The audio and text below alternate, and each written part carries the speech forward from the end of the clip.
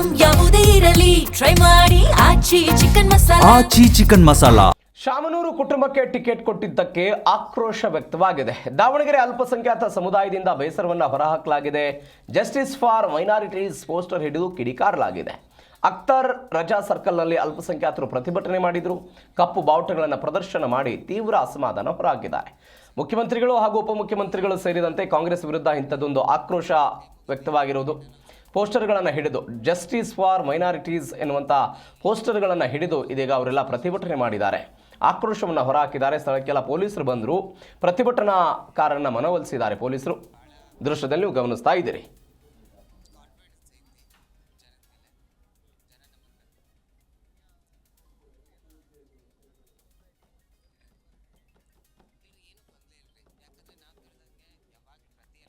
ಅಲ್ಪಸಂಖ್ಯಾತ ಸಮುದಾಯ ಅಂದರೆ ಮುಸ್ಲಿಂ ಸಮುದಾಯಕ್ಕೆ ಟಿಕೆಟ್ ಬೇಕು ಅಂತ ಸ್ವತಃ ರಣದೀಪ್ ಸಿಂಗ್ ಸುರ್ಜೇವಾಲಾ ಅವರನ್ನು ಅವರು ಭೇಟಿ ಮಾಡಿದ್ರು. ಇಬ್ಬರು ಪ್ರಮುಖವಾಗಿ ಜಬ್ಬಾರ್ ಮತ್ತು ಫೈಲ್ವಾನ್ ಇಬ್ಬರು ಈ ಬೇಡಿಕೆಗೆ ಇಟ್ಟಿದ್ರು, ಟಿಕೆಟ್ ಬೇಕು ಅಂತ. ಸಿಕ್ಕಿಲ್ಲ, ಹೀಗಾಗಿ ಪ್ರತಿಭಟನೆ. 9ನೇ ತಾರೀಕಿಗೆ ಮತದಾನ ಮಾಡಬೇಕಾದ್ರೆ ಹೋಗುವಂತತಿ. ಯಾಕಂದ್ರೆ ನಮ್ಮ ಏನ್ ಸಚಿವರಿದ್ದಾರೆ ಅವ್ರು ನೀವೇ ಮೀಡಿಯಾದವರು ಏನ್ ಬಂದು ಗಲಾಟೆ ಮಾಡಿರಂತ ಹೇಳಿದಾಗ ನಮ್ಮ ಪಕ್ಷದವ್ರು ಯಾರಲ್ಲ ಜನತಾ ದಳದವ್ರು ಬಂದು ಗಲಾಟೆ ಮಾಡಿದಾರೆ ಅಂತ ಹೇಳ್ತಾ ಇದ್ದಾರೆ. ಸ್ವಾಮಿ ನಿಮ್ಗೊಂದು ಮಾತು ಹೇಳ್ತೀನಿ, ಇದು ಜನತಾ ದಳ ಬಿಜೆಪಿ ಅಲ್ಲ, ನಮ್ಮ ಸಮಾಜದ ಪ್ರಶ್ನೆ. ಈಗ ಪ್ರತಿಯೊಂದು ಮತದಾರರು ಕೂಡ ಕಾಂಗ್ರೆಸ್ ಪಕ್ಷಕ್ಕೆ ವೋಟ್ ಆಗಲ್ಲ ಅಂತ ಹೇಳ್ತಾ ಇದ್ದೀವಿ ನಾವು. ಏನಪ್ಪ ಅಂತೀರಾ? ಯಾವುದೇ ಪಕ್ಷ ಬರಲಿ, ಈ ಬಾರಿ ಕಾಂಗ್ರೆಸ್ ಪಕ್ಷ ಸೋಲ್ಬೇಕು, ಕಾಂಗ್ರೆಸ್ ಪಕ್ಷ ಸೋಲ್ಬೇಕು. ಸರ್, ಈಗ ನಾನು ಇನಾಯತ್ ಖಾನ್ ಜಿಲ್ಲಾ ಕಾಂಗ್ರೆಸ್ ಸಮಿತಿ ದಾವಣಗೆರೆಯ ಕಾಂಗ್ರೆಸ್ ಅಭ್ಯರ್ಥಿ ಸಮರ್ಥ್ಗೆ ಇಂಥದ್ದೊಂದು ಬಂಡಾಯದ ಬಿಸಿ ಕಾಡ್ತಾ ಇದೆ. ಇದೀಗ ಸಂಪೂರ್ಣ ವಿಶ್ವಾಸ ಇದೆ, ಬಂಡಾಯವನ್ನು ನಾವು ಬಗೆಹರಿಸ್ತೀವಿ, ಚುನಾವಣೆ ಬಂದಾಗ ಆಸೆ ಇರ್ತದೆ. ಹೀಗಾಗಿ ಅವ್ರು ಕೇಳ್ತಾರೆ, ಎಲ್ಲರೂ ಸೇರಿ ಒಗ್ಗಟ್ಟಿನಿಂದ ಚುನಾವಣೆಯನ್ನು ಮಾಡ್ತೀವಿ ಅಂತ ದಾವಣಗೆರೆಯಲ್ಲಿ ಸಚಿವ ಎಸ್ ಮಲ್ಲಿಕಾರ್ಜುನ್ ಹೇಳಿಕೆ ಕೊಟ್ಟಿದ್ದಾರೆ.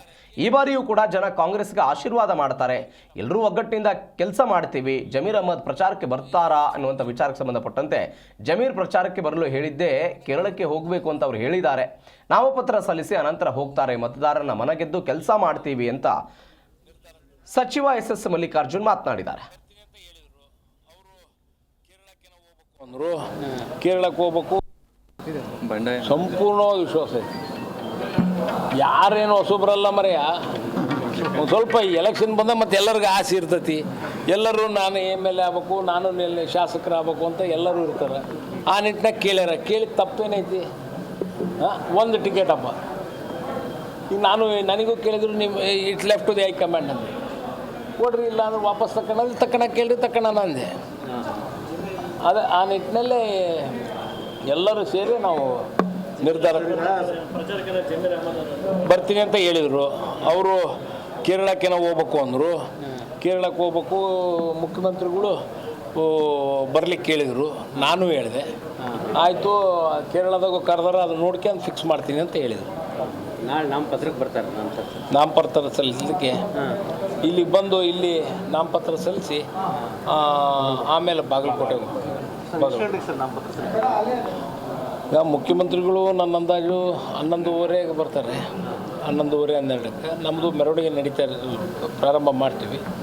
ಬಂದು ಜಾಯ್ನ್ ಆಗ್ತಾರೆ. ಇಲ್ಲಾಂದರೆ ಡೈರೆಕ್ಟ್ ನಾಮಪತ್ರ ಬರೋದಿಲ್ಲ. ನಾಮಪತ್ರ ದೇವಸ್ಥಾನದಿಂದ ಬೆಳಗ್ಗೆ ಪ್ರಾರಂಭ ಮಾಡ್ತಾರೆ. ಮೆರವಣಿಗೆ ಮುಖಾಂತರ ನಾಮಪತ್ರ ಸಲ್ಲಿಸಬೇಕು ಅಂತ.